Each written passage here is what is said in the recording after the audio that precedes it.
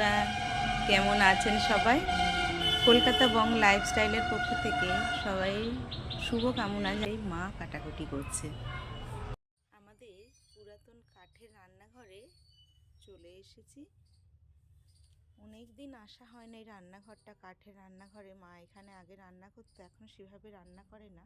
আর দেখুন, এখানে একটা আশ্চর্য জিনিস দেখতে পেলাম, যেটাকে আমরা খোঁড়ক বলে থাকি। কত বড় হয়েছে দেখুন, কত বড়! দেখুন, একদম মনে হচ্ছে এটা খাওয়া যাবে, এটা কোনো রকম খারাপ কিছু না। বেশ মোটা জিনিসটা। এইগুলো বর্ষাকালে আর ঠিক এই শীতের এইরকমই সময়ে এগুলো হয়ে থাকে। আগে আমাদের বাগানে হতে দেখতাম, কিন্তু আজকে এই রান্নাঘরে এসে আমি তো দেখে আশ্চর্য, তাই ভিডিও করে আপনাদেরকে দেখালাম যে আপনারাও দেখুন। এই রান্নাঘরটা সেভাবে এখন ব্যবহার করা হয় না।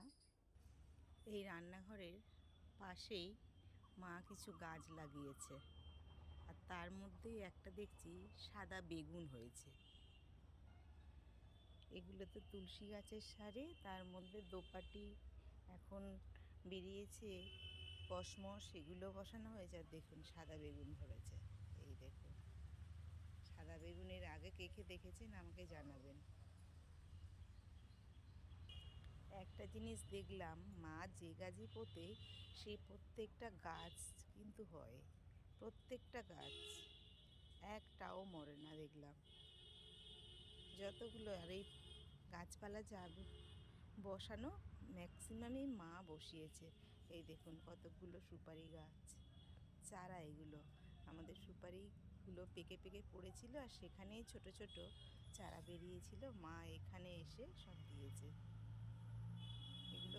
এগুলো একটু বড় হলে অন্য জায়গায় পুঁতে দিতে হবে। একটা বেগুন না, আরও একটা বেগুন দেখছি হয়েছে। এই দেখুন, এই একটা বেগুন। আর শিউলি ফুল গাছটা দেখুন, উঠোনের মাঝখানে শিউলি ফুল পড়ে পুরো পিছিয়ে আছে। মা তো সকালবেলা গুড়িয়ে নিয়েছে, এখন এগুলো পড়ে আছে।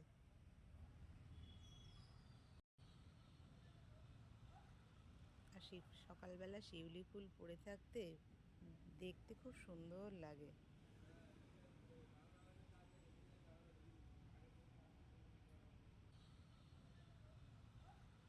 আর সকালবেলা শিউলি ফুল পড়ে থাকতে দেখতে খুব সুন্দর লাগে।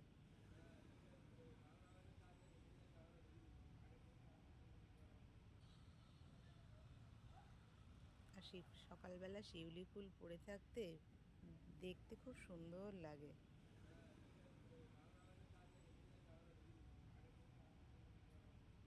ভিডিওটি ভালো লেগে থাকলে আমাকে লাইক করবেন, আমার সাথে থাকবেন, আর চ্যানেলটিকে ভালোবেসে সাবস্ক্রাইব করবেন। ফেসবুক থেকে দেখলে চ্যানেলটিকে ফলো করে আমার সাথে থাকবেন। ভালো থাকবেন, সুস্থ